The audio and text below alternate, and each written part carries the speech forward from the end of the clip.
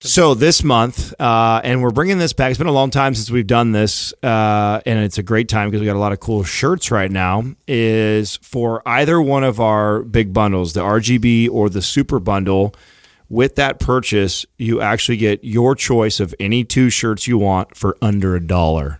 So under $1 for both? Yeah, and the reason why that's even that is because actually the system doesn't even allow Doug to put it for zero. He had to mark it off for 99%, which I think it makes it like 26 cents, I think, for each one. Yeah, so for almost under 50 cents, you're getting two shirts of your choice, and for as long as they last. So that's you guys got to get on there, make sure you guys grab that right away, and then you get, I believe, an email, right, Doug, will get sent over to them, which will give them the code, the link or whatever to get those the link shirts. And the code to go over to Big Cartel and then pick whatever shirts that they want. So the RGB bundle is MAPS Anabolic, MAPS Performance, MAPS Aesthetic put together. It's 9 months of exercise programming, and it's discounted pretty big. It's like over 20-something% off. The Super Bundle includes those plus Maps Anywhere and Maps Prime, and then it takes like 30-something% off.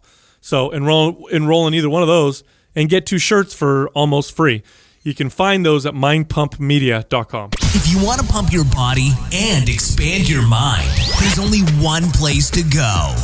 Mind Pump. Mind Pump with your hosts, Sal DiStefano, Adam Schaefer, and Justin Andrews. Man, I'm a little hyped and excited for the kettlebell competition this weekend, man. This is going to be... Oh, my gosh. It's coming. We got, almost 100 competitors? Yeah. It went... It's going to be a madhouse in here. It became like one of the biggest ones. What'd you guys think about those trophies? Those are sick. Yeah, they're cool. Yeah. Right? Yeah. I thought that was... They're going to like those a lot. How'd you get them to make a cast of your penis? Yeah, that was kind of expensive. Because it's functional, too. A lot of material that we had to use. So for the ladies. No, we did something pretty cool. I'm excited. It's not that. Like a serious gentleman battle axe, man. So it's looks pretty dope, and I liked it because it was different. You know, in men's physique, we used to get these swords, right? If you want, which I never won. I was really pissed. Why don't you want a sword?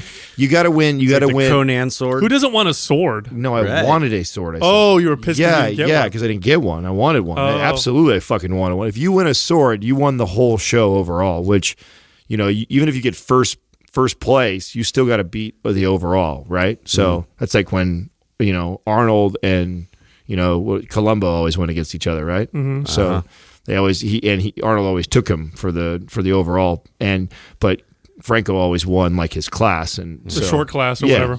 Yeah, it's like you get a ninja star, I get a fucking sword. Yeah.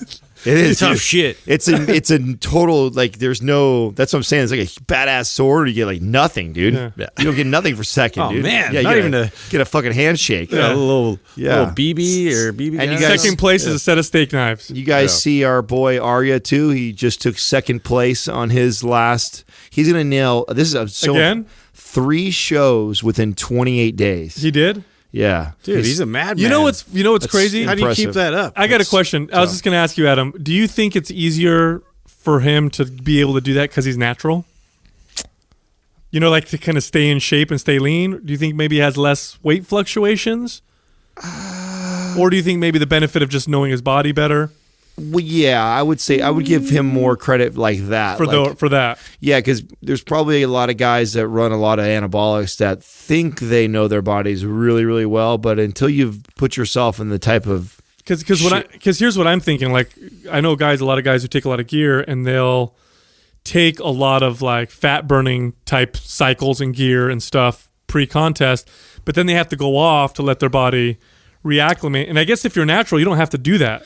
Well, if you're someone like Arya who has to do all the natural things, there's probably less of a rebound, right? So if you're somebody who's taking Winstrol and Clin and you're letting a lot of the drugs to help you along the way, and you rely on that. So again, and we talk about this on the show a lot, right? Like, not to take anything away from anyone who runs it. I mean, shit, I ran Clin for the last 2 weeks of shows and testosterone through my shows. So, I'm not knocking anybody at all for that. But if you've relied on that to get you in shape and you've never been in like, super great shape without it, then there tends to be more of a rebound when you come off of it, right? So you come off, your testosterone levels are now dropping down. You're weaker, so that's a little depressing. You come off the cleanse, which is like making your metabolism and winstrol through the roof. And I'm also thinking in terms of like water retention. You're more likely, to hold water when you're on androgens. Maybe the thyroid, if they're doing thyroid, hormones pre-contest, you don't want to necessarily stay on those all the time. Yeah, well, that's like your cleanse and stuff, which can affect that. But most guys that are using drugs or anabolics, leading in the show, know what types of testosterones they should be peeling back, because you don't want to be holding a bunch of water when you hit stage. So as you get closer to stage, you're tapering down your testosterone already. So you're pulling out synthetics like that, or switching them over to like cypionate and things like that, versus longer things like esters. Like, it's just interesting to me because this is anecdote, but observationally speaking, I've known a couple natural competitors who looked phenomenal, and they were able to compete frequently. Like it didn't seem to, they didn't have these crazy rebounds. So I'm wondering if it's just knowing your body better and the fact that you're just not having to worry so much about I think it's a good call. What to manipulate. I think it's a good call on that. I think it's both. I think it's you're required to compete at the level that he's at, right? I mean, he gets on Olympia stage. I mean, it blows me away when we talk about this because I honestly do not, and I know quite a few that claim it, but I don't know anybody else that truly is 100% natural and gets all the way to the Olympia stage for men's physique. That's incredibly impressive. So the level of understanding his body, and you guys could tell when he pulled up his, I had yet to meet somebody who took their tracking to another level than I have. Like he's spreadsheeting and like he's crazy, insane amount of detail. Yeah, I mean, into that.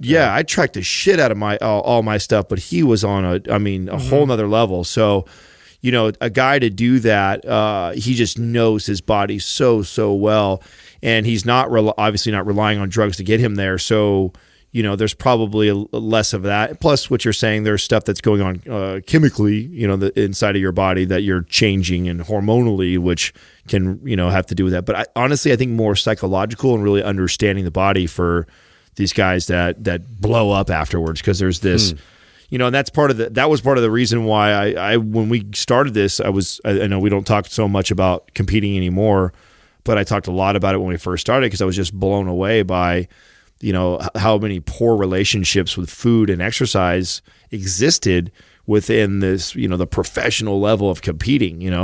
It's this balls to the wall, take whatever it takes to get there. And then when you accomplish that, it's like fucking, wow, whatever, binge. The guy, they'll bring like food with them, like boxes of like, Twix and whatever candies that they've been craving. And they'll take it with them to eat literally right after the show's over.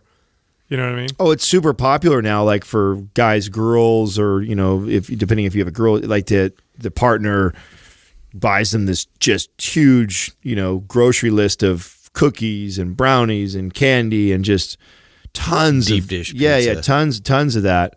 And you will see a lot of them will shoot Instagram stories and show like all the food, the spread that they're about to crush. And most of those dudes, the crazy part is most of them crush that in that night. It's not like, here's all the food I'm going to be eating for the next month because I missed it. It's like, you're dying. Yeah. I mean, let's be honest. Who was it that we were talking to that said he gained something like 25, 30 pounds within? Was it Johnny? I think it was Johnny. I one of my shows, and that was a major eye opener for me. I had a binge after a show. And it and I guess that's the part of me that I get it. I understand, like, it's really tough to stop. Like when you get so shredded, so lean, you've restricted so hard for so long, it's really easy to justify like, I deserve this. You know what I'm saying? Like, and I can afford to go crazy and still look awesome. Well, would you be able to bounce back and then do another show in a couple days or a week? I have. So I've never ran 3 and 28, but I ran a back-to-back show where there was only a couple weeks in between. There's pros and cons to that. I liked it because I was already in really good shape, and then I'd have like a night off or two of eating and just kind of enjoy myself, go hit the sushi and enjoy some desserts and kind of, pile on a few calories. And then I get right back into contest prep mode. and I'm already in good condition. I'm already in the mental focus, so I like that part of it. But it can get wearing and taxing on the body. It just you're living in a caloric deficit for that long all the time. Like you're just being super lean. Yeah, I mean, just being super lean all the time. Yeah, so it's to see him do that naturally, and 3 shows back to back. I mean, it's pretty impressive. I know he's incorporating more frequency into his workouts, because of the influence that MAPS aesthetic has had on him, and he's looking pretty incredible, man. Yeah, no, he carries his muscles look very, very full going into his contest, which especially for a natural athlete. That's tough. In my opinion, when they first created the category, I really believe this is why I wish that he would win the show. Is I really believe that, and this is where the politics get in. It's really unfortunate. Is I believe they intended his look to be what represents the league. Like the idea of men's physique was that men's bodybuilding got so out of control with anabolics that the average person looked at that and said, like, I don't want to take a bunch of stuff to look like that, And if you do, that's all to each their own. But a majority of people looked at that and said, that's not obtainable to me. I don't want to take tons of stuff like that. And okay, so in comes men's physique, and men's physique was this, cover of Men's Health look. Like it's supposed to look obtainable for a natural man. Like a natural guy should be able to, if he's got good genetics and he trains hard, he diets correctly, could obtain this look. And so I really think he is a great example of what that looks like. Somebody who has put the years in and the discipline into sculpting and shaping an incredible, balanced, symmetrical physique that is obtainable naturally.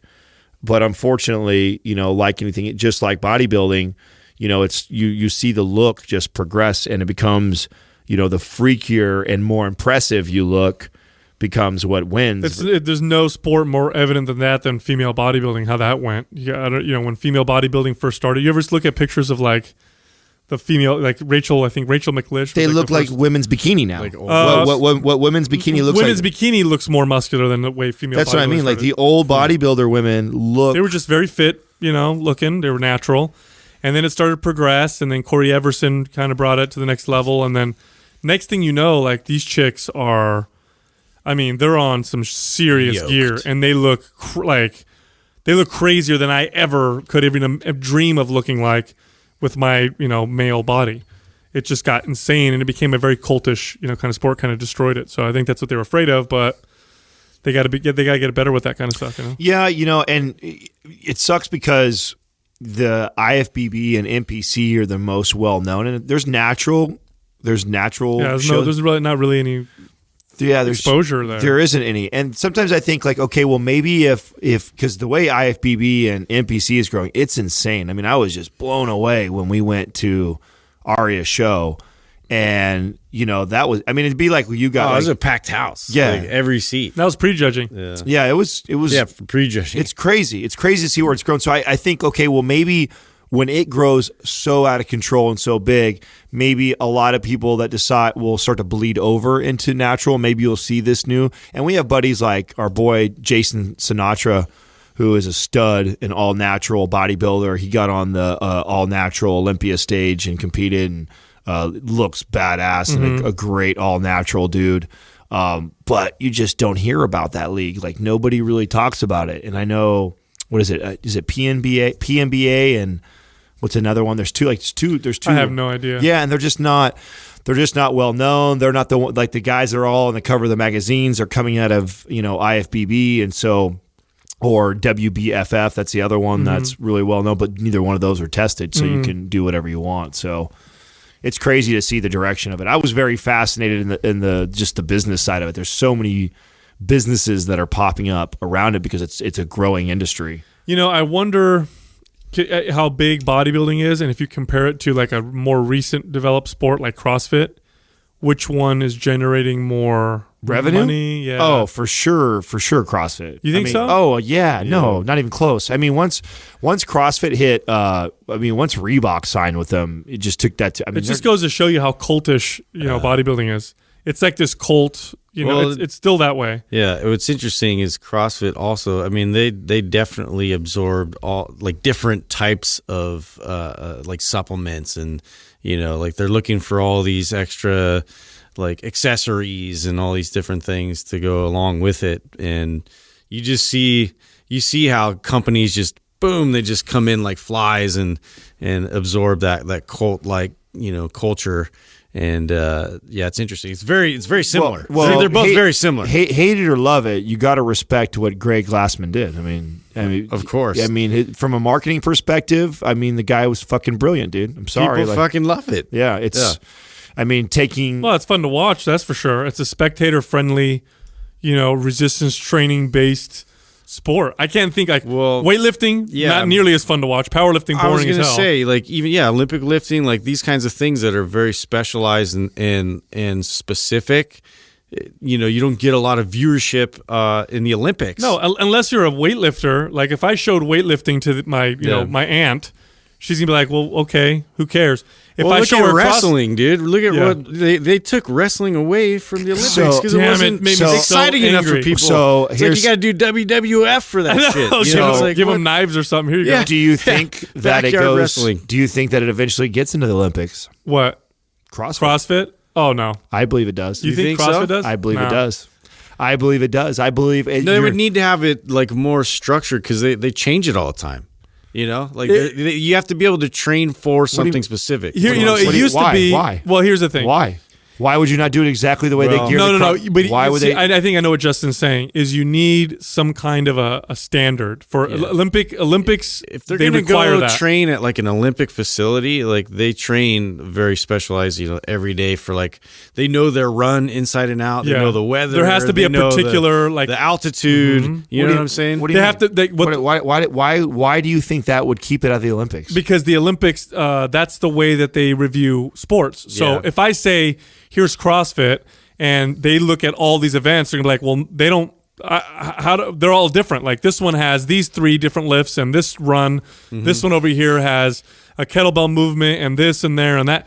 What they would want is standards. Yeah, because even the comboed ones, like let's be honest, the comboed ones, like where you do the what do you call that? Skiing, and then you shoot, and then it's like a combo of like 4 or 5 different things, but there's a standardized. Yeah, that's all. So this is the debate I have with that is so what? Just because they've done it like that forever, you don't think that they can? Bro, I'm just saying it's going to be an uphill battle for them to change the opinion of the. So here's the thing: the council. 2 things. Number 1, nobody cares about getting the Olympics anymore. It used to be. Yeah.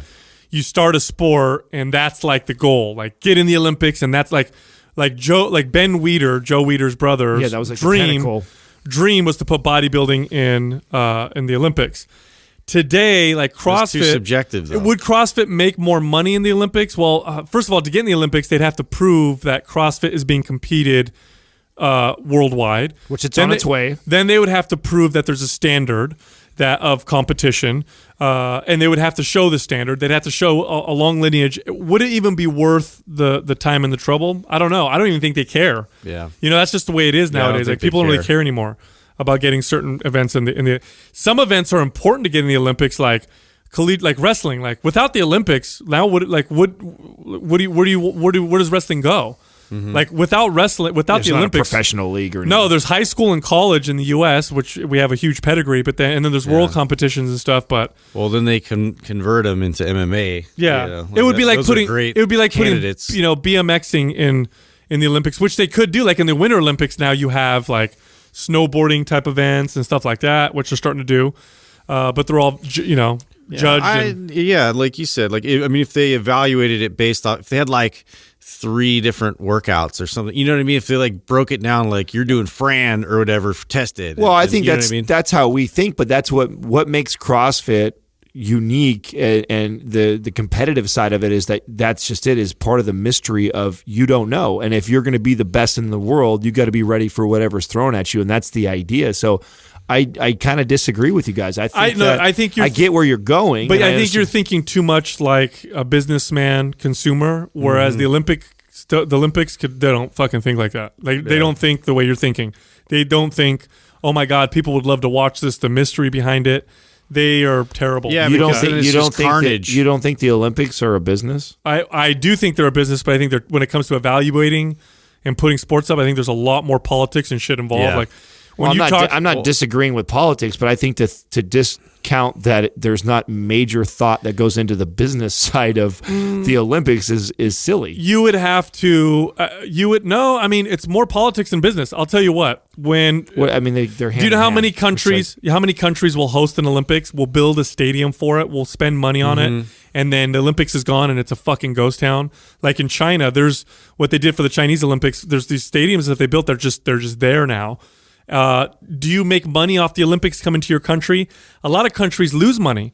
The reason why they want it is to display their national, pride and stuff like that. It's a lot different nowadays, and it's very difficult. And the big question is, Doug, would CrossFit I'd like you to even want to Google be in the fact Olympics? check this? I would love to see what the average city makes from Olympics coming into their city. I think Sal's way off on this one. I think that the reason why they build stadiums and do that is because it brings millions of dollars to the city. I think that it's very much so a business. I think they lose, actually. Yeah.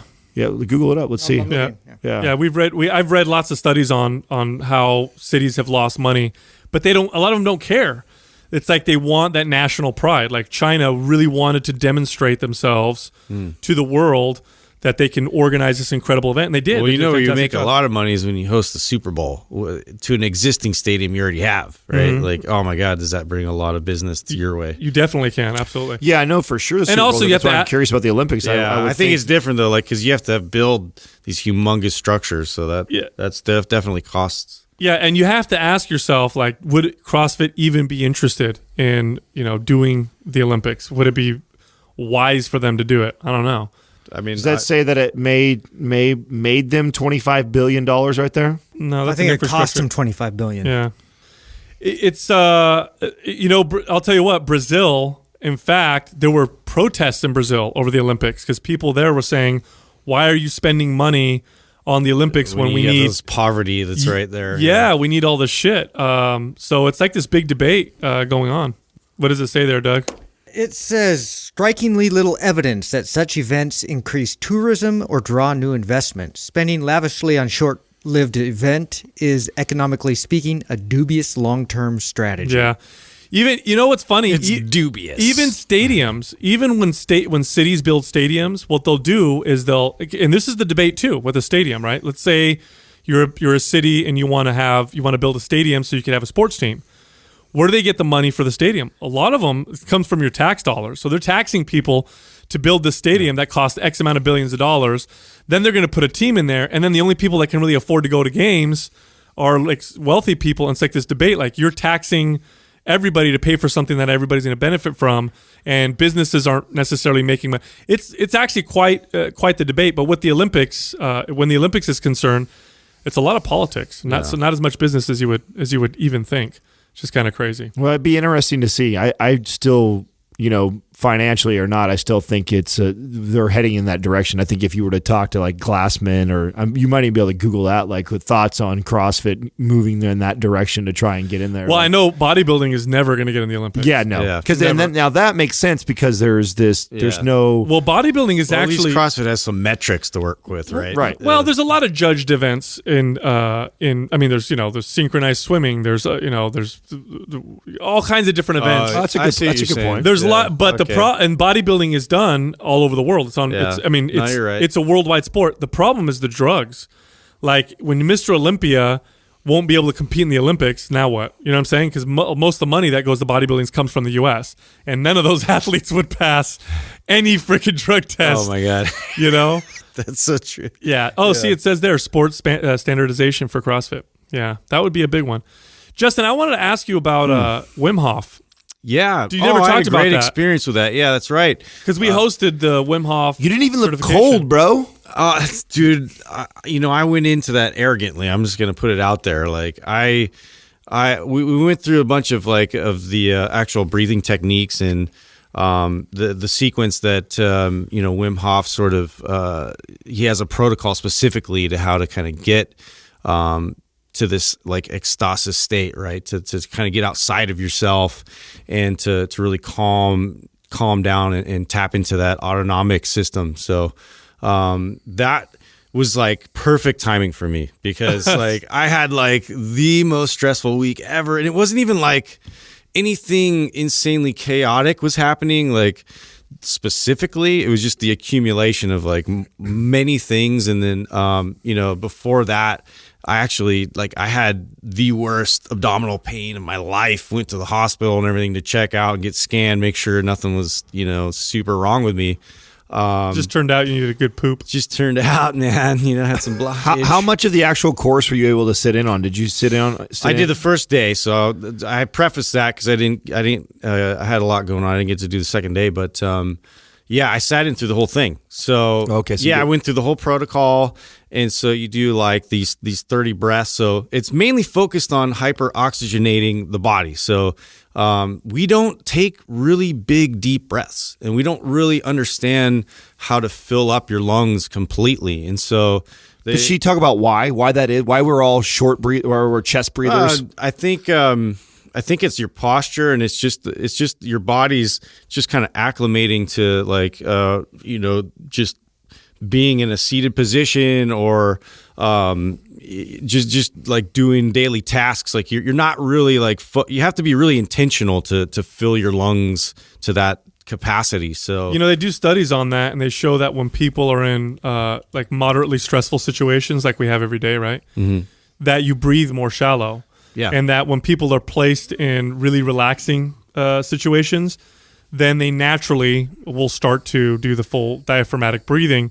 And I think it has to do with the fact that the shallow breathing, that's your fight or flight breath. And in the short term, it's better to breathe that way. Like if a lion walks in the room, you're better off breathing shallow so you get the fuck out, because that's your quick reaction. But if you do that all day, it's actually detrimental. Yeah, and what's interesting, like you notice when you do cardio or when you're actually running, your heartbeat is really pounding, like how you get to that state where, you get a little bit of euphoria from it and you feel these good effects. Cause like I guarantee some of that has to do with like hyperoxygenating the body and getting, more air in. And so anyway, we did these drills where we're really expanding the rib cage and kind of like stimulating here in the sternum, and just getting in tune with how to be more expansive with that breath, and also like breathe through the belly and then fill that up and then into the chest. And really, it's boring to talk about, but it was really impactful to go through. So it's one of those things so that works. you just have to go through it, and you have to do it, and applying it is really difficult. Because you have to literally just be intentional with it. You do 30 breaths, like you do this full, huge breath, like inhale, and then you get rid of it. You exhale and quickly, and then you go right back into a big, deep breath, and you do that for 30, and then you hold on the exhale on the last bit, which was something that I found difficulty in, because what you're doing now is you're trying to calm down that panic in your body, right? So when you don't have air and you don't, like, your first reaction is to want to, I got to breathe again. I got to fill back up. And so just that quieting that noise, because you have to realize your body has plenty of oxygen at this point. You've been going through all these breaths and getting all this oxygen in. You can hold your breath for a really long time once you get past that initial point of panic. And so for me, that was really what I carried over into then into the ice bath part of it. So you do that 3 cycles. So the last part, I'll just like get this out. So 30 breaths, and then you hold, and then for as long as you can, and then right away after you have to breathe in again, you hold, you then go for 10-second hold, and then you go right back in and you do the cycle again. So you do that 3 times. Oh wow. Yeah. And it works. Yeah. So how does it work then when you get in how does it work? In other words, I don't need to know the science, but what I mean is, what does it feel like getting into the ice bath after doing that versus not doing it? Well, like I said, you kind of learn to calm like this reactive part of your body where you're like, you tense up and you get into that panic, fight, flight, mode. Whereas if you can suppress that a bit and and get outside of yourself a little bit more, like you can really like ease into your environment and make it work for you. So me going into the ice, like the first time, like I was like, oh yeah, I'll go first, like arrogant asshole, like, yeah, no problem, I've been in an ice before, no problem. And but I've only been to like maybe my just right up to the chest. And so you go in, and then it went all the way up to the neck. And so just having that ice and everything go all the way up and over the chest, your body is just like, oh my God, I'm going to die.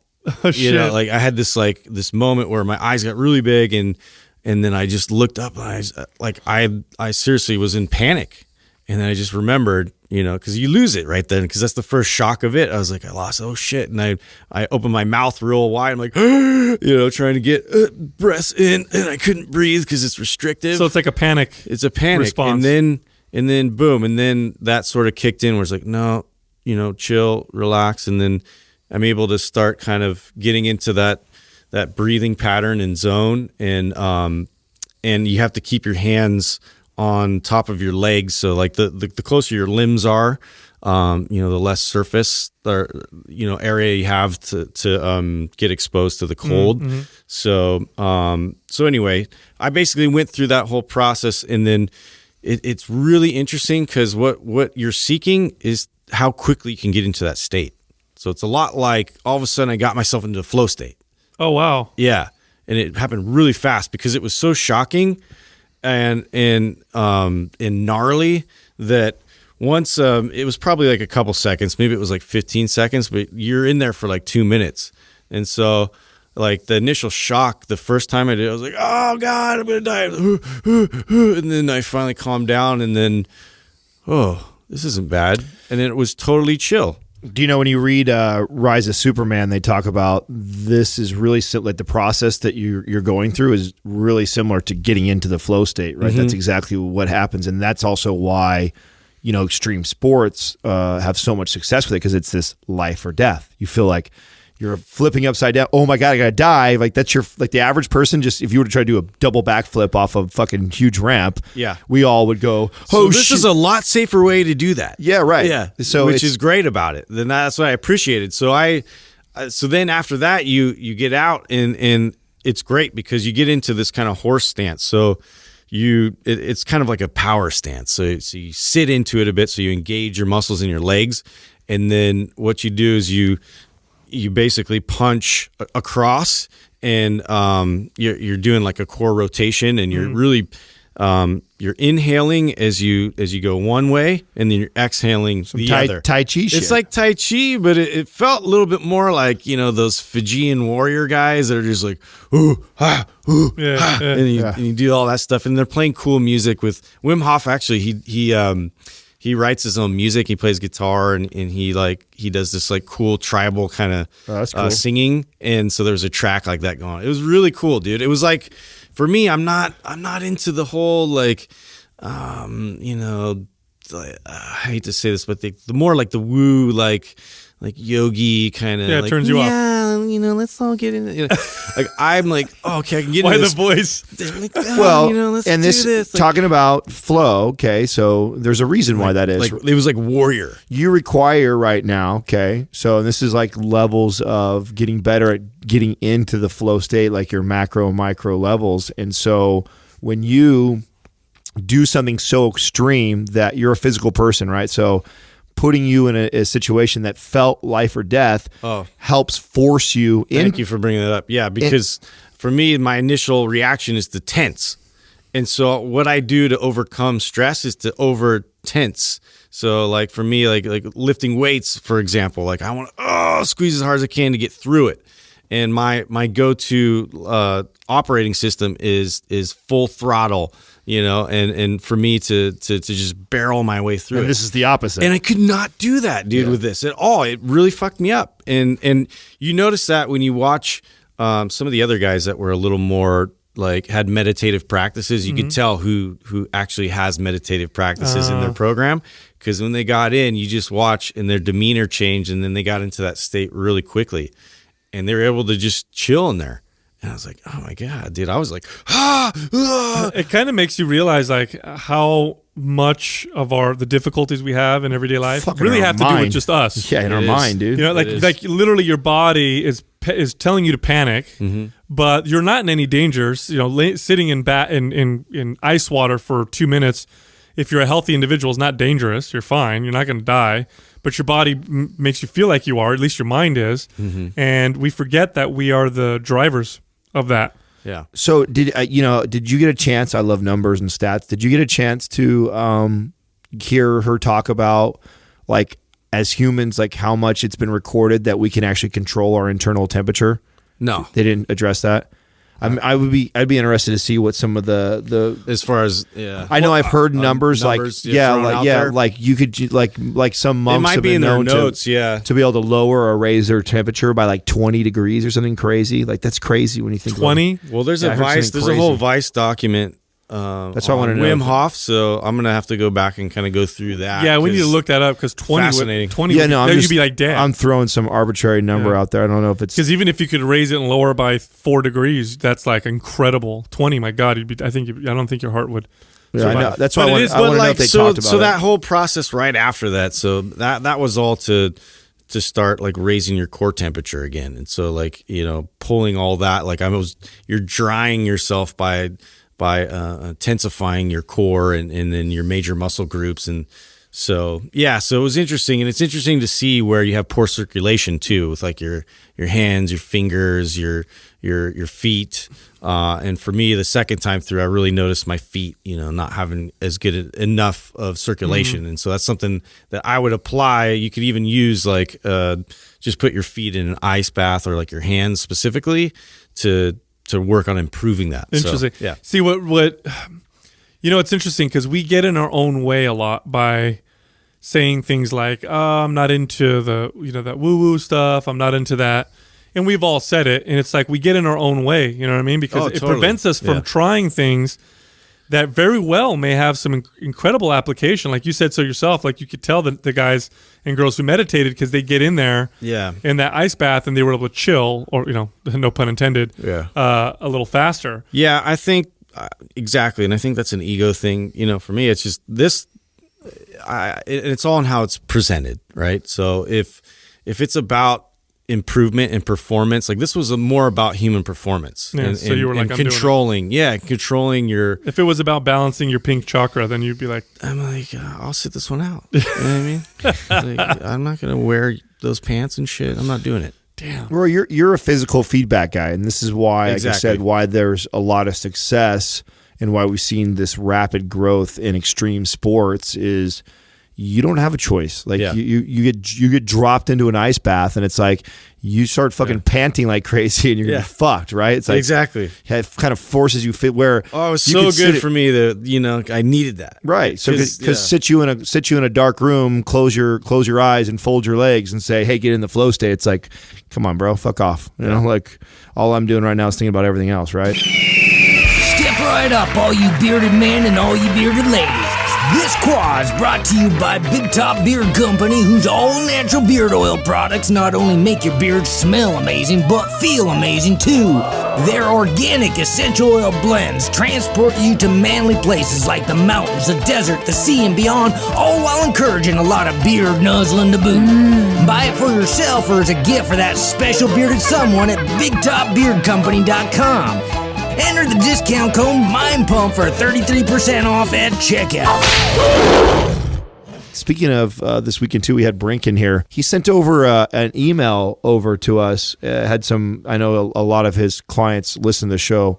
What's up with the email? Yeah, he had some clients between ages 45 and 60. They're in good shape. However, they become obsessed with their own mobility. And so that's where their focus is gone. And now they feel like they're having a hard time staying in the game as far as the workouts are concerned. And they're concerned that they're losing their aesthetics and strength. There's some questions here. One from a 56-year-old female.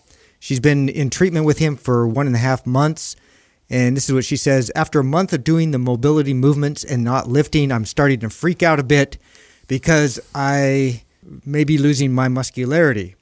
It's been an identity for me for a long time, And while the mobility is really satisfying way more than lifting for sure, it's going to take me a while to build enough mobility and a strong enough core to build muscle with it.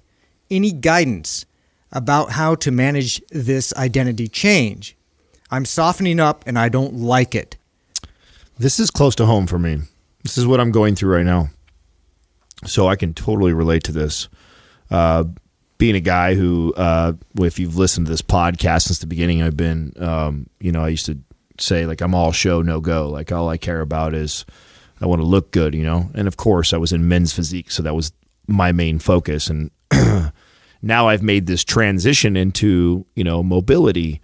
And I've dove headfirst, full on into it, completely embraced it, challenged myself to not care about. I'm not taking any mirror selfies. I'm not weighing myself. I'm not checking my body fat percentage. I've completely embraced the concept that I'm going to work from the inside out and work on all my imbalances and my neurological connections and poor patterning and get my body working optimally. And, I would be lying to say that isn't a mental challenge for me. It's fucking hard, man. It's really hard, especially when you talk about a guy like me who had deep-rooted insecurities with being smaller and, I was literally in the suite at this concert last weekend, and ran into Navarro Bowman, and I hadn't seen him since last year, and I was competing the last time I'd seen him. And the very first time I met him, and he was with a couple other Niners, and walked up, and he was like, damn, dude, he walked over and he grabbed my shoulders, my arm. And it's like, dude, to have a guy of size and power and as known as someone like Navarro Bowman, like looking at me and touching my muscles and being all in awe for that, fucking ego just went, felt amazing, right? I want Navarro Bowman to touch me. So I ran into him. I ran into him the weekend and said, what's up? And he comes walking up to me and he grabs me on my arms and he goes, what happened, bro? And I thought, oh, dude, just a fucking knife right into the ego. And I just kind of chuckled and kind of shared a little bit of my journey, what's been going on. We got caught up and stuff. But point being that, that's something that I have to work on all the time. And, those feelings are those uncomfortable feelings that I have. I just have to remind myself that on the other side of that is growth, so I instead of like, being frustrated with it, I go like, you know what? Like, I'm so much better today about that and dealing with that than I was just 2-3 years ago, and definitely 5 years before that, and most certainly 10 years before that. So if I'm still feeling this way, to me, it's like, oh, I still have room for growth here. So instead of looking at it like, oh my God, it's like the thing with building muscle, I know that I can focus on building muscle, like especially the muscle that you've already put on your body already. That shit will come back so fast if that's something that I want. But what I'm doing for my body as far as mobility, like that's going to carry on for so much longer and is so much more beneficial. And so, if you feel like, this is something that you have, and then 100%, and I know in the rest of the question, she even like, I think she even calls herself out, right? And says that she knows that it's, self-esteem and self-image and self-confidence. I think the best advice I can, saying that I'm going through it with you, is that, look at that. Like if it bothers you, if it's a challenge, that means there's opportunity for growth in that area. And instead of turning back or getting frustrated, embrace it more and go forward. Because I think the further you go with that, the more comfortable you'll become. And so for me, like part of that too is like wearing clothes that I would like disguise myself so I don't look skinny or small or doing those things. And instead of that, I'm embracing that and being comfortable with who I am. And I know that sounds weird as a man who's been in men's physique to talk like this, but it's fucking real, And I think that a lot of people don't share that and don't say that. And I'll tell you right now, 90% of those men and women that get on stage that most people idolize and look at their physiques, most of them have the biggest insecurities out of the average person. So to say that they don't, they're full of shit. Like that's what normally drove those people to be so neurotic about getting in shape.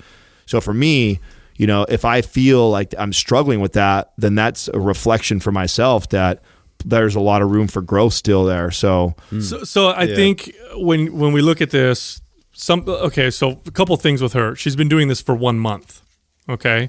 And she's a 58-year-old female. Now, 56. 56. Your situation is more extreme. There's a couple questions I'd want to ask you because there is a dramatic difference, right, in the way you look from when you competed to now. But are all things equal? Is your nutrition as meticulous? Is your, in terms of calories and protein, are you on the same level of androgens? Are you as consistent with your workouts? Because I would argue, and I'll argue this all day long, that if you take most people who are natural, who work out consistently to build muscle, and if they make a targeted effort for mobility training, that they're not going to see a huge decrease in muscle. Yeah. They're just not. Yes and no. This is where I'm going to defend her on this. It's hard to live in both worlds. And you tend to, and you're right on everything you said about me. So 100%. I mean, my testosterone level is probably 50% less than what it was when I was competing. I'm not counting calories. I'm for sure under consuming protein intake on quite a few days, in the month. My training routine is way more inconsistent. So I definitely would have a closer to aesthetic physique had I kept all those things up. But part of me really embracing it actually was to let go of that stuff.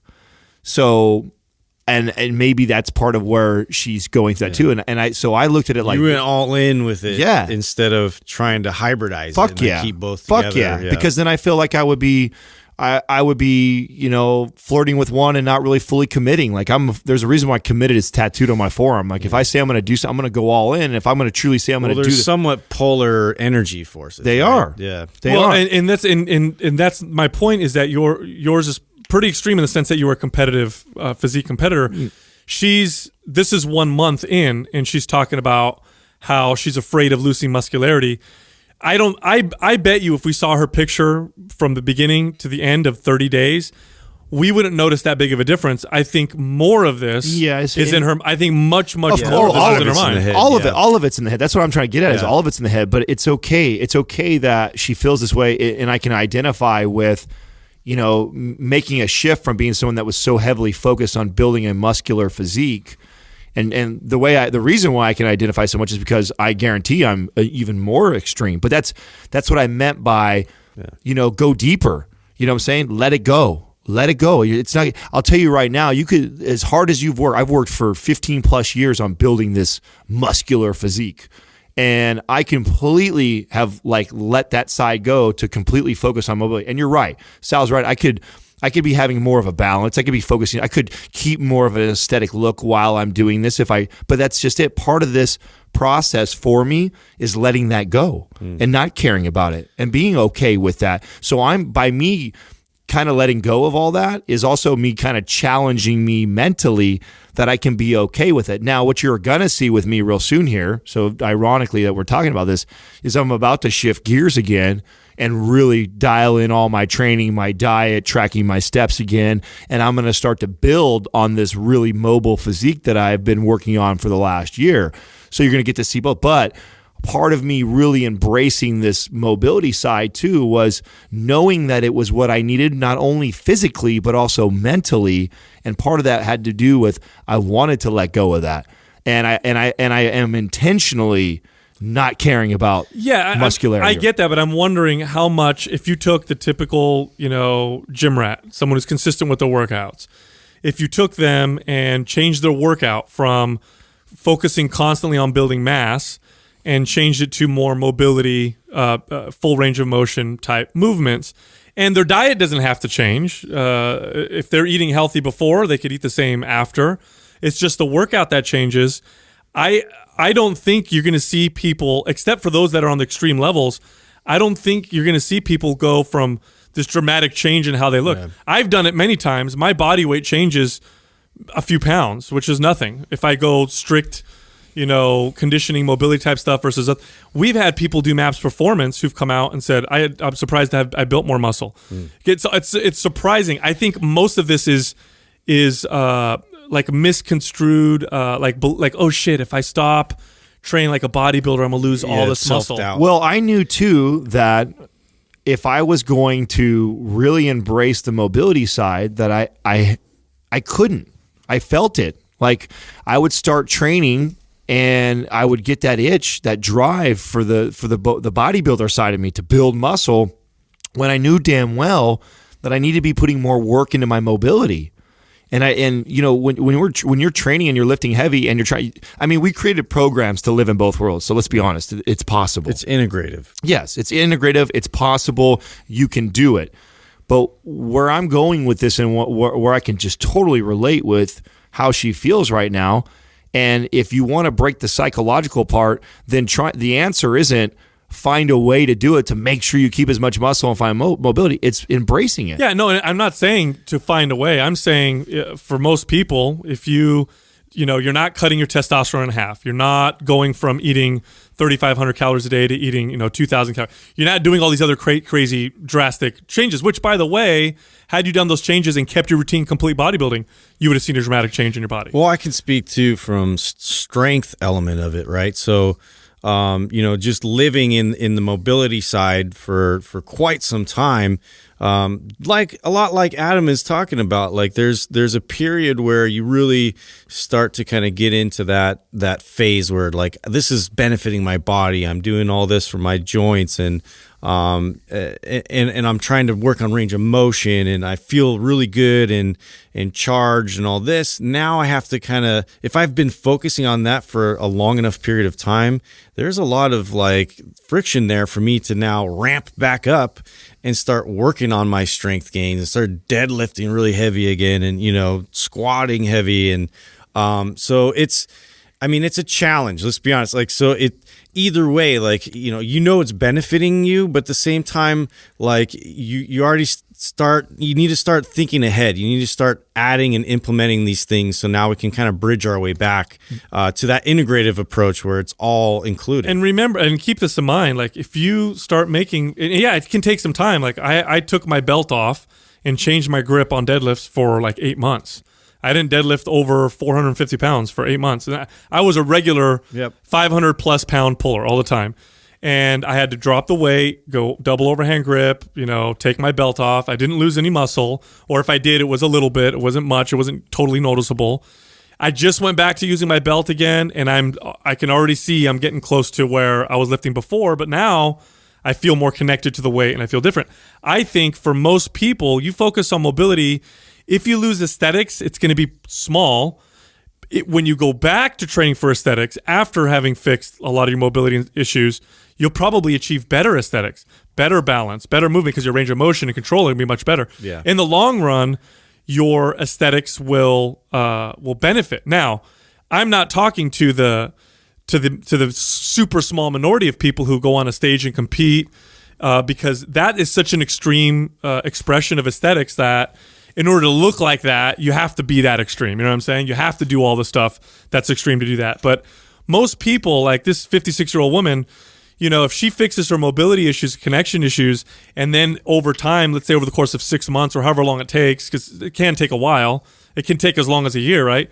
She goes back to some of her older exercises and focuses on building muscle. I bet you she's going to come out of it looking better with less effort than she did before. Oh no, absolutely. I think that's the fear. Just generating that momentum. That's it. The fear we have, right, is and I think why I'm a great example is because I am so extreme that if I were to go take my body fat test right now, okay, I'm pretty good at this because I've done this so many times. I'm probably sitting at about 180 something pounds of actually lean body mass. And when I was at the peak of my competing, I was up to about 208. So that's a fucking lot of muscle. Yeah. That's a lot 20 of pounds. But I will tell you something right now. 20 pounds. You'd be surprised how fast I'll get that back. It's not as once you've been there. Of course, it's really actually easy. It's a lot of work to get one more pound of muscle, but it's amazing how I'm blown away by it every time I do this. Now, do you adjust testosterone levels with that? Along with that, like, hey, I'm going to build muscle now. I'm going to take more. Oh, if I was competing, I would. This time I won't. So this time, keep it the same. Yeah. I mean, if you keep it at replacement. I'm not going to try and get to my competitive. I'm not. Because it'd be interesting to see how much, because there's zero science around this, like studies at least, but anecdotally we see it, right?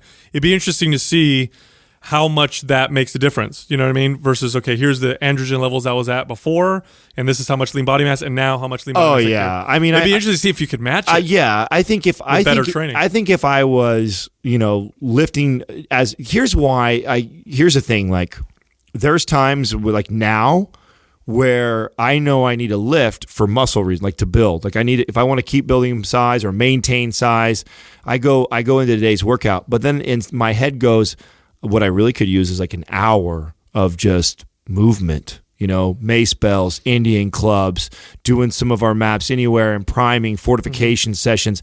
And I could spend a whole hour plus just doing that. And you guys don't see a lot of work that I do at home and outside of here. Like to get where I'm at, like where my mobility is now, that has been a lot of dedication purely to that. And it's been like 2 years. Yeah, and well, not that long, but it's been a solid year of maybe more really, really addressing it to where and it's been a process. The beginning was I was a little resistant. The beginning, and to be honest, when I watch you work on your mobility right now, it reminds me of where I was at when I first started really trying. Then I got to a point where like, dude, I want to be able to sit on ass to grass, bro, with 300 pounds on my back and feel comfortable. I want to be able to do a pistol squat. I want to be able to take myself with an overhead, barbell overhead press and not feel like I have forward head. I can't even put my back flat against the wall with a wall press. Like I have all these things that I've been like measuring and going after, and that has become I've been so focused on that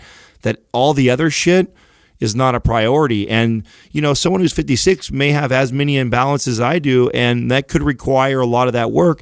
And it's your body. That's the beautiful thing. Like if you feel that you need to go the other direction, that's fine. But what I will tell you is even let's pretend like you decided to do what I did, which is just say, fuck it. I'm not going to worry about the muscle thing. It's actually really easy to get it back. It is not that. What is a lot of work and a lot of dedication is to put the time and effort you need to put in to repattern bad patterns that you've created for 40, 50 years. Yeah. And that may require her to let go of the weight training so much and become heavily focused just on the movement and the patterning. Then when you get good at that, then going and kind of switching, but don't be afraid. Don't be afraid that you're going to lose a ton of muscle. I promise you, you'll be so blown away by how much you'll get that back. Quick interruption by our sponsors, you guys. Lots of people have been asking us how they can support the Mind Pump Mafia family. Our first one is our Chimera coffee that we love. You guys go to chimeracoffee.com. That's Chimera with a K for 10% off. Don't forget Mind Pump at the checkout. We also have our BigTopBeardCompany.com for 33% off. Also Mind Pump at the checkout. Also Brain FM. We talk so much about this for sleep and meditation. It's brain.fm for 20% off. Also Mind Pump at the checkout. You guys, we also talk a lot about books on here all the time. We're using that Audible. You guys can get a free trial, 30-day trial, plus one free audiobook if you go to audibletrial.com/mindpump. And then last, we get lots of people asking about Ben Greenfield's CBD supplement, so we hit him up to hook you guys up. You go to getnaturedblend.com/mindpump for that discount. Next question is from Dr. Kuv. What is your most recent nightmare? Oof. What do you fear as an adult? So we're talking about literal nightmare, like I went to sleep and had a bad dream. I think that's what they do. Sure. Well, I don't think you have to say it literal. What stresses you out right now? Yeah. Well, I mean, because as an adult, that's probably I don't even have nightmares anymore. If I have a nightmare, I can control it. I'll start because I know Sal's going to say something about kids because I'm going to say something about kids first. Oh. Dude. After a couple scares and going to the ER. You've had a couple recent ones. Yeah, like that's what keeps me up at night sometimes just like you just hear noises or whatever and then like this instant panic and then I just jump out of bed and then run out and I just make sure like that noise wasn't coming from downstairs or my boys are downstairs. So but like that's the thing now because of those two things. It's like this crazy insane just panic and like fear and it's real, dude. Have you ever never had that before. Have you ever lost your kids for like a second? Lost them like yeah fucking worst feeling. Once. Fuck it. I remember when my son, God, he must have been, let's see, 5. I mean, he was real young, and we had just bought a house and we were remodeling it. So we were living with my in-laws for a month while remodeling the other house. Mm-hmm. And we put my son to bed, and we were all sharing a room upstairs in my in-laws' house. And so he was in sleep. He was young. Again, I think he was 5. And it was hot, summertime, so we had the window open. And we go downstairs, and we're all watching a movie or whatever. And at the time, my wife goes upstairs, like she's going to go to bed. And all of a sudden, she comes down the stairs, she goes, where's Domenico? And we're like, what? And I knew the window was open to the bedroom. And this fucking panic came over me like I've never experienced in my entire life. Because he's in the house, the window's open, he's a small child, where would he be, right? Yeah. I could not, I flew up the stairs, I think I took 2 steps and cleared the entire stairs.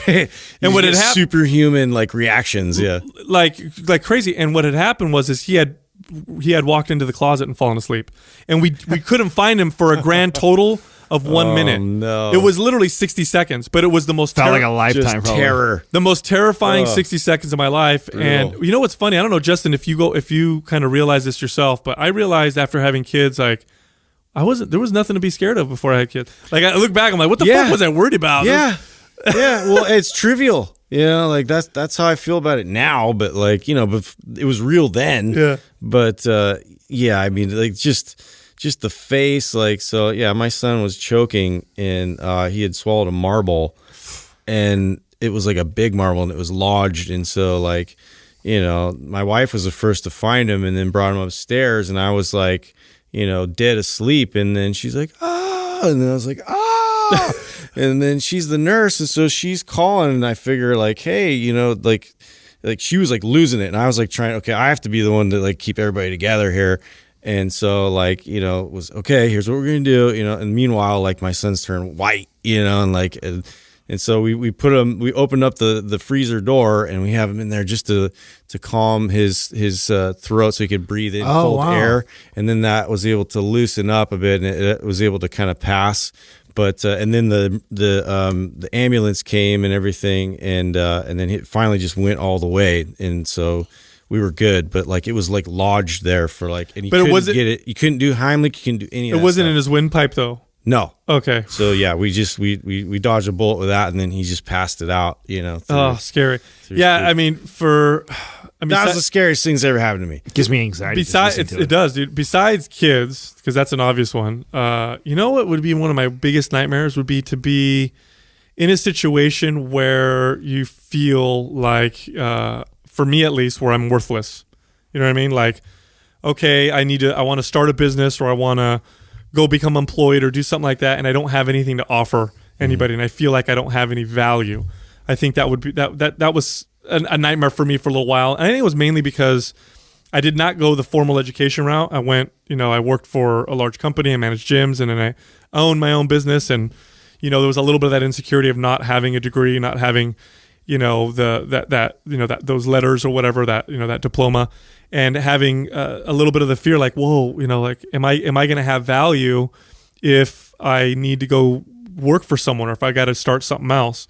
And I think that was more based on, I guess, an insecurity at the time. But now as an adult, besides that, I don't know if I can think of too much else. I guess it's all revolved around my kids. Like if I think of anything that really scares me, like natural disaster, it's around like, oh my God, what's going to happen to my kids? Or, illness, like if I get sick. Well, spiders. Yeah, besides spiders. Yeah. I guess that would be it. Yeah, I don't know if I definitely don't have a recent nightmare. I can't even tell you the last time I even had a nightmare.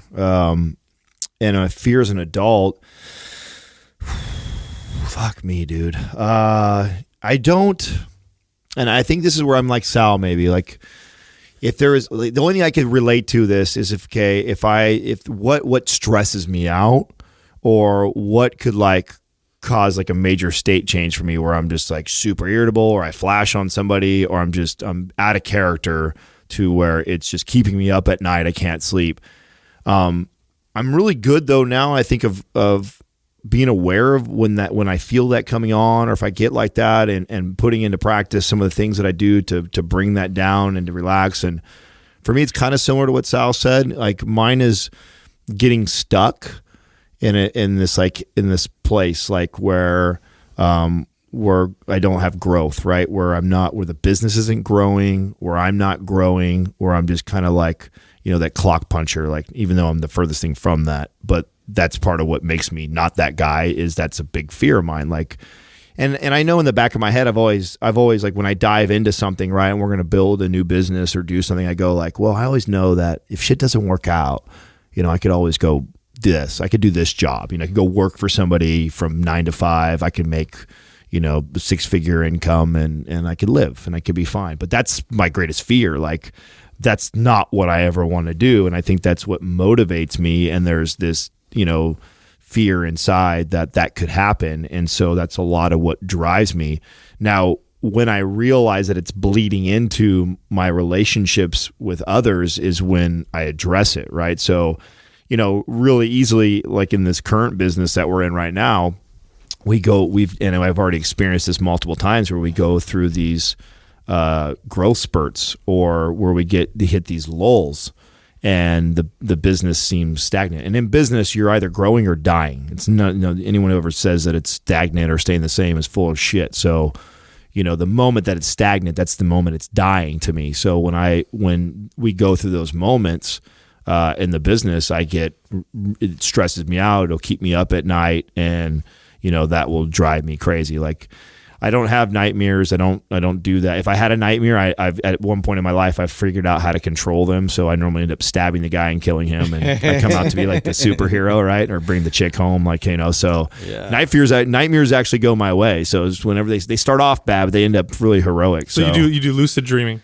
Yeah, well, I don't know what you call it. Yeah, lucid is when you're dreaming, so you can start to control what's going on. It's funny you say that. It only seems lucid, though, if it becomes a nightmare. If it becomes a nightmare, like I have this ability to go. Oh, then like, you control it. Yeah. So if it's not a nightmare, you're not aware of that. Yeah, if it's not a nightmare, I'm normally deep asleep. But if it's scary or, something that someone's chasing me or you get something like that, like right away, I'm like, this ain't real. Dude, I used to get those dreams like when I was a kid, and then later when you wake up, or you think you're awake, but you're not awake yet, and it feels like somebody's like sitting or like stepping on your chest, and like I couldn't like really breathe. Yeah, that's a common one. I've never had that before. That's Satan. It was totally Satan, bro. Yeah, it's a devil. It's the demon. I know. It's I was like, scare you even more. Be gone, demon, and then I was fine because I have Jesus. They say dreams are fucking strange. It's such a mystery. Like there's so many different theories. The one that I tend to believe in, or at least the one that resonates most with me, is that you have particular feelings and emotions, and you go to sleep with these emotions, and your brain tries to make sense of the emotions by creating a consciousness around it. And since you're not awake, it invents it. So if you've got all these problems that are mounting and you're stressed out about it, and then you go to sleep, it could maybe be like this big monster that you can't get away from and that's chasing you. Or maybe you're super insecure about your appearance, and so then you have a dream that your teeth are falling out. Or you're really afraid of doing a presentation, so maybe you dream that you're naked, or that you forgot to study for a test. It's like your feelings. There's like a whole getting manifested on. We have it. Oh, you do. Yeah, interpreting your dreams. Mm-hmm. Yeah, it's pretty interesting. I definitely think that's to me that's. It sounds common sense. Like, that's how I feel. Stuff, I mean, it's on your mind. Your brain trying to put something together. Or it's the last movie you watched, a couple days ago. Yeah, it's because that's in your mind, right? That's the last thing you just consumed or whatever. I guess another one direction this kind of makes me want to ask you guys is, we have fears, right? As an adult, is it? I guess there's got to be a balance between letting a fear drive you and letting it be the only thing that drives you, right? Because being fear driven tends to make us behave in ways. You could use fear, in order to kind of like propel you forward. They say on the other side of fear is success. So I think there's nothing wrong with being afraid and having that. Like that's kind of like goes. You just got to recognize this goes back to the question that we were just talking about. Like, so a fear of mine, okay, is to be skinny like I was in high school again and lose all my muscle and feel inadequate or not feel buff and muscular. But that's part of like what I meant by I'm full all the way in. Like no way. Like I feel like I would be like putting my foot in just a little bit if I was really still kind of focused on making sure I keep as much muscle as I want. Like no, fuck that. I'm going to embrace you don't this. Wanna, like, tiptoe. I'm going to embrace this hippie look, dude. I'm going to go all in. I'm going to become mobile. I'm going to fix all these issues. I'm not going to be insecure about this stuff. I'm going to fully commit that way. I'm going to face that fear all the way. So to me, that's kind of. So it's not driving you though. At that point, your fears, because when your fear was driving you, it would drive you to not not go into mobility, not going into that stuff. So I think the important thing is just identifying the fear, but not be driven by it in the sense where you're so scared of something that you controlling it versus it controlling you. Yeah. Yeah, absolutely. That's why, I've always had a fear of like, saying the wrong thing. And so now I just always say the wrong thing just to get it out there first, like, oh, fuck shit, hey guys, Well, you expressed that when we first started that there was, fear for you getting on the mic. It's not something you want to do. You faced that. Absolutely. That's absolutely a fear of mine. Like I like to be a fly on the wall sometimes, and even in conversation with close friends, like we'll get into it if it's a topic, but I don't feel the need to be heard as much. Like I don't feel like I need that. I don't need feedback from people to tell me what I am or what I'm not doing. I don't need that. I can do things myself very well, and I can assess myself and what I'm capable of, but my communicating that to somebody else, as far as that's what I need work on. I need to be able to express my ideas better, and so I built a nice comfort system. I feel like definitely most of us in this room, I for sure, speaking for myself, can say that I'm a fear seeker. Like, yeah. I look for it. Like if something rattles me or something, I don't want to do it. Like instantly, I want to headbutt it. Yeah, well, instantly. And I've said this on a previous podcast that's a state change, right? If I'm cruising around my day, one of you guys says, "Hey, let's go do this," and I'm like, and all of a sudden, either fear or doubt or insecurity comes into my mind, and like I go, whoa, where'd that come from? Like, looks like I have something to address, like. Because on the other side of that is success and is growth. So when you shift your mentality to, instead of trying to avoid fear and stay away from it, is looking for it in your life and conquering it. It's just growth all the time.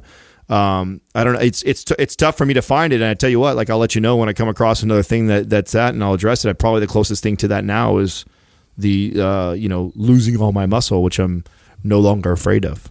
Next question is from Mr. Ball Challenge. Oh. What kind of ball challenge are we talking about here? Well, he's currently training to be a spin instructor. He's 2 weeks in, his knees are hurting, and he's told that he rides well. So he's wondering if you think it's going to continue. And he also wants your opinion on the pros and cons of spinning. So if you're doing something, so first off, spinning is obviously, for those of you who don't know, it's like you're riding a stationary bike in a class. It's very intense. It was like, you're in a field and you're just, yay! Tread lightly here. Yeah. Like it could be one of those. Tread lightly when we talk about spinning, yoga, or runners. Yeah. Oh my God, that's my religion. Well, so here's the thing. So spin, typically very intense classes. They're cycle based because you're on a bike. And you're following an instructor who's telling you to go more intense, less intense, simulate riding hills, and sitting on your seat and stuff like that. It's like any form of repetitive motion. It will if it's all you do, it will create imbalances. So if all I do is spin, I'm going to create promote some muscles to be stronger and some muscles to be tighter. I'm going to lengthen some muscles and strengthen others in positions that are good for cycling, which means I may create imbalances for walking, for lifting things up, for other types of activities. So that's the problem with spinning. The problem with spinning is the same problem that we have with any repetitive motion, is if that's all you do, it will eventually cause you problems. Now, in this particular case, if he's trained to be a spin instructor and he's already fit, I think I know who this person is, and his knees are bothering him, it may be due to an imbalance, but it also may be due to just overuse. Because at the end of the day, you can hurt because you overuse something because your body's not used to it. Like, if you've never spinned this much in your life, and all of a sudden you're spinning like crazy, even with good form and stuff, you can still get inflammatory issues in the joints that are used the most. And in this case, it's your knees. So this may be a case of you might need to spin less. You may need to focus a little bit more time on rest and recovery, and maybe some foam rolling and stretching and mobility work. Because if you push past this point, it may not be a good thing. You may cause yourself some issues in your knees, and it depends on where your knees hurt. But I've known people to get things like chondromalacia, which is inflammation and issues with the bottom of underneath the patella, which once you get to that point, kind of sucks. It's hard to come out of it if you can come out of it. So I think for sure address or look into the YouTube series that I just did with Dr. Jordan Shallow. We did a whole series on hip health, and in my experience, especially with somebody who has a good physique, like I know he's in good shape aesthetically, right? So he's lifting weights, he's training.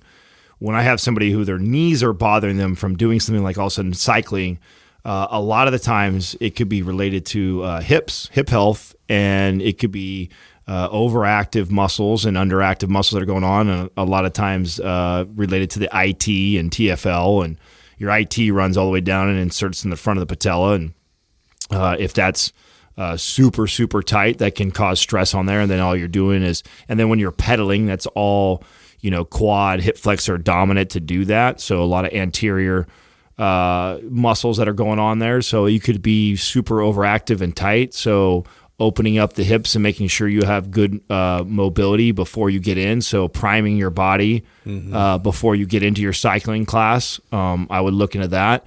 Pros and cons. I mean, right with Sal, the pros of it, great cardio. You get to do like hills, and you can do sprints, and you get some of your HIIT type of cardio in there. So great for burning fat, great for burning calories. And could be interactive and fun because you have friends, and a lot of hot girls take spin classes, so that's also a pro. Yeah. Cons, I think the biggest con I'd say is a lot of people get really addicted to this. They get addicted to how fun it is, the hot girls in class and all the calories they burn. And then it becomes something that they do 3, 4, 5 times a week.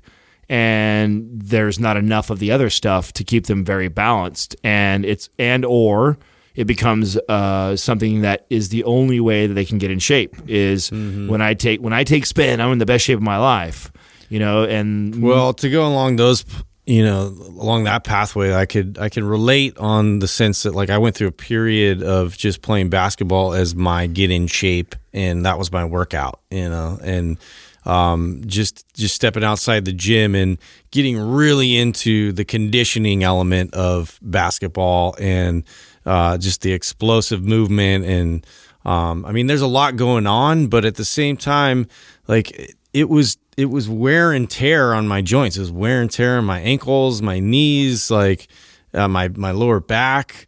And, it as fun as it was, I had to understand that like I need to build my body up. I need to build up the strength and support my joints. And I need to work back in the gym. And but it's still fun. It's a great experience. It's something that's like if spin provides that for you and it's an activity for you, keep it in your life. Like that's the thing. Like we don't have to all like the same shit. Right. But at the same time, like you got to benefit your body for the long haul and your joints, and think about if your posture is starting to decline, if you're having aches and pains constantly, you really got to be reflective on that and figure out like what that's really doing for you. Yeah, and don't forget the spin is not what's hurting your knees. Okay, so it's not the spin class, especially if someone's telling you have great form. Something that's just your body letting you know that there's something wrong. Right. So that's where you go back and you start looking into, the hips and area. And typically it's, and especially if it's going from a spin and you're in that seated position, my guess would be hips. You're going to go either hips or the ankle is more than likely causing issues with the knee. In a spin, I would think it's less likely the ankles and more likely related to the hips. So I would go in that area. Well, there's also when people are riding spin bikes or bikes in general. I used to train a high-level cyclist. He actually competed, and he would tell me how important the kick, like the pullback is in cycling. So it's not just the pushing down of the pedal, which is a lot of anterior, a lot of quad.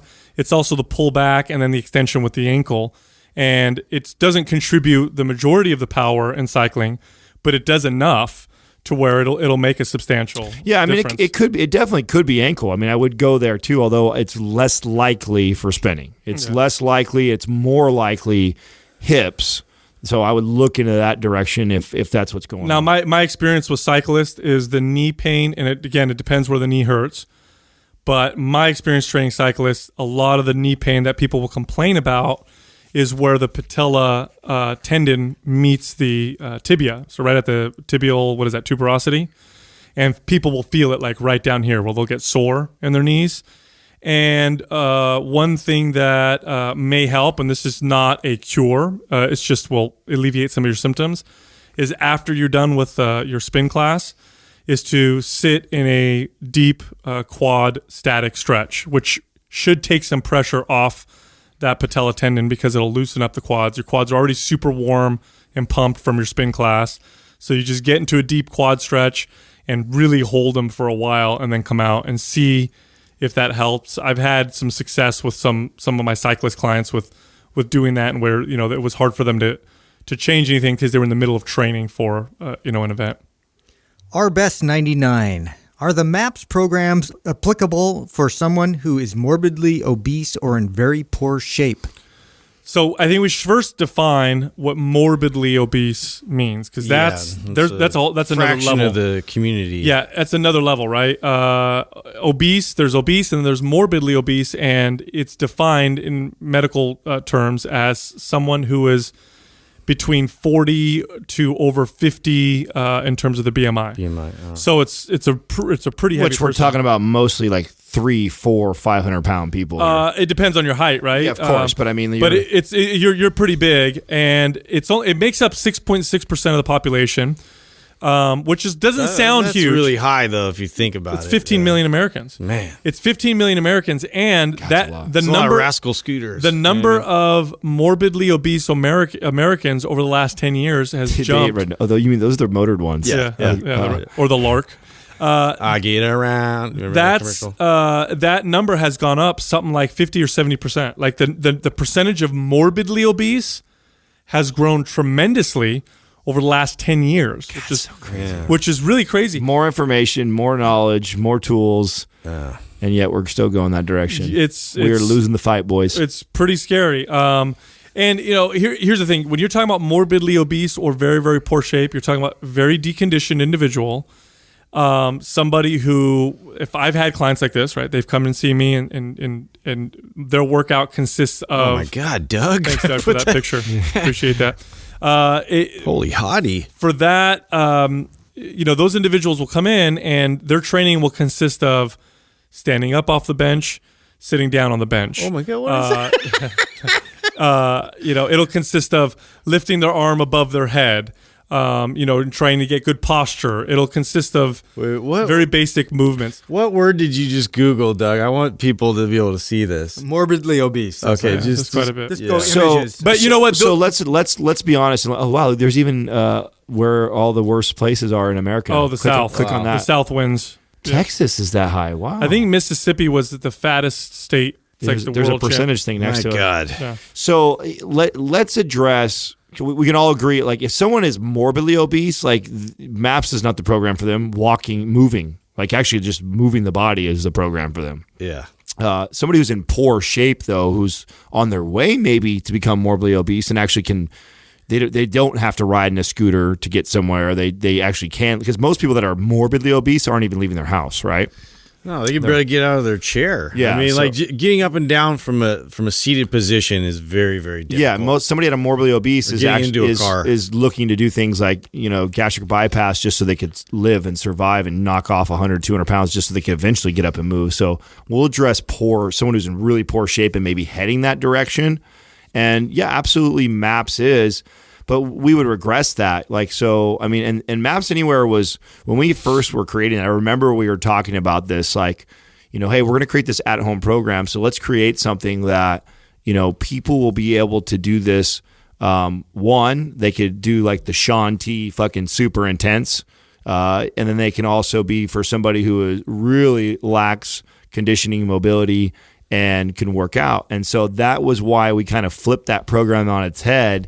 And it's designed that it's only 2 days of body weight movements, and then the other 3 days are in intensity sessions, right? So where you have the ability to intensify it. So that way it allows somebody who's in great shape, they can use that to progress the program and really push through it. And then if there was someone who's nowhere near the ready for that, then they would stick to just working on the body weight type movements, which would be just that are reinforcing postural positions. Right. And yeah, it's gonna have that sort of a carryover from it. So yeah, we wanted to make sure we at least had an answer out there for somebody that's super deconditioned. So it's not like we're just throwing them into hitting the weights when they haven't even addressed all these imbalances or even just lifting anything at all. So correct me if you guys think otherwise. I mean, I think I would, if someone came to me and they're on their way to going this way and they said, hey, what MAPS should I do? I would stick them with MAPS Anywhere, MAPS Prime, and MAPS Red, and I would give them this. I would say, listen, MAPS Prime, we're gonna incorporate that with MAPS Anywhere. And then when you're ready to progress, we'll move you to MAPS Red pre-phase. Yeah, I would even say just do the fortification workouts in Prime for a little while because they're all based on correction. Right. And just do that before even doing, MAPS Anywhere, body weight movements. Because some body weight movements, although they can be very simple and basic, for some people who are really, really, really deconditioned, like the most basic movement. Well, I think that's a perfect example there, right? How you would decide that would be based off of that, right? Now, because you want to support the joints. I mean, because they're taking a lot of load, and stress, and so that's why it's important to understand where you can optimize that. Meanwhile, like simultaneously get out and just do some real light activity as far as movement is concerned. So walk. I just looked up what it would take for me to be classified. And by the way, they call morbidly obese class 3. And you guys want to guess why they changed the name from morbidly obese to obese class 3? I don't know the answer, but I'm going to take a wild guess. Class 3. And say that they're trying not to offend people. Yeah. Right? So that you could say, hey, you're in class 3 man. obese instead of saying morbidly obese because people get offended. Anyway, for me, who I'm 6 feet tall, I would have to weigh 300 pounds to be over 40 BMI. Now, that's definitely big, but that's not so big that I'm stuck in like you said, a rascal or a large. Yeah. So I think there's a lot more people in this category who are just they're not so deconditioned that they can't move, but they're definitely pretty big. Yeah. And the funny thing about BMI, which is a little side topic, I know athletes who are whose BMIs would put them in this morbidly obese. Like, I'm pretty sure there's some NFL players. Are you kidding me? Who have a BMI over 40. Dude, who have no problem moving. BMI is garbage when it comes to that. You could get somebody that's super muscular, and it's like, no, dude, come on, that doesn't work for that. Yeah. But they need to have some sort of standard. So I understand that as well. Yeah, I'd say MAPS Prime fortification sessions. That's where I would start almost anybody who's deconditioned. I would have them do a compass test. If you're deconditioned, you're probably going to fail all 3 tests, and then it'll point you to fortification sessions that are connected to the three tests that you failed. Now, for those of you who don't have MAPS Prime and have no idea what I'm talking about, fortification sessions are correctional-based workouts.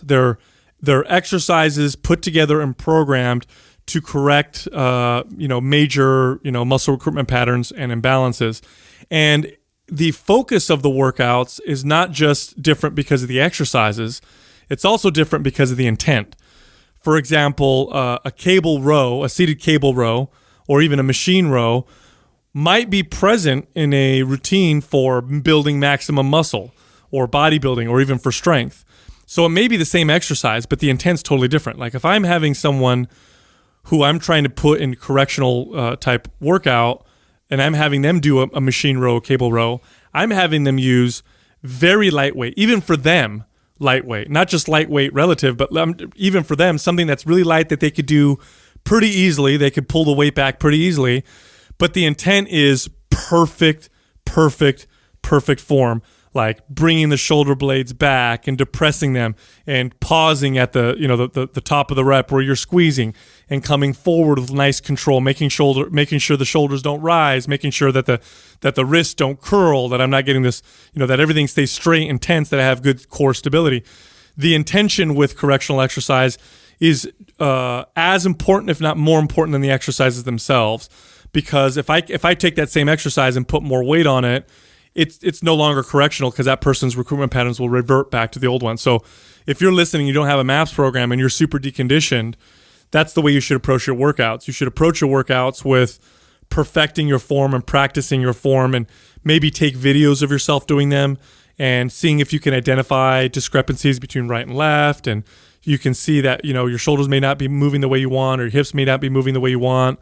If you're on our forum, you can post those videos on the forum and have people assess them, and then just perfect that. And then over time, slowly, add resistance to what you're doing. So I guess that's it. There you go. Check it out. If you want to ask us a question that we can answer on our show, the best place to do it is on Instagram. Mind Pump Media is the page to do it. I have a personal page. It's Mind Pump Sal. Adam has one at Mind Pump Adam. Justin has Mind Pump Justin.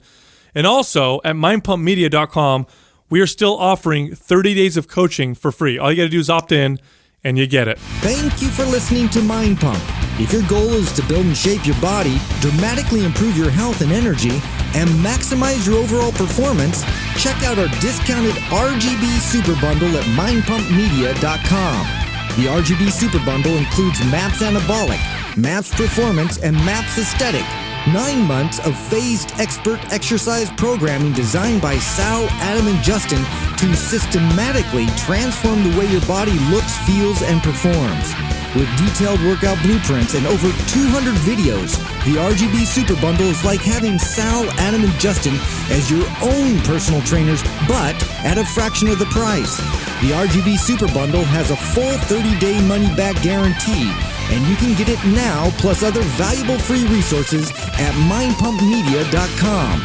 If you enjoy this show, please share the love by leaving us a 5-star rating and review on iTunes, and by introducing Mind Pump to your friends and family. We thank you for your support, and until next time, this is Mind Pump.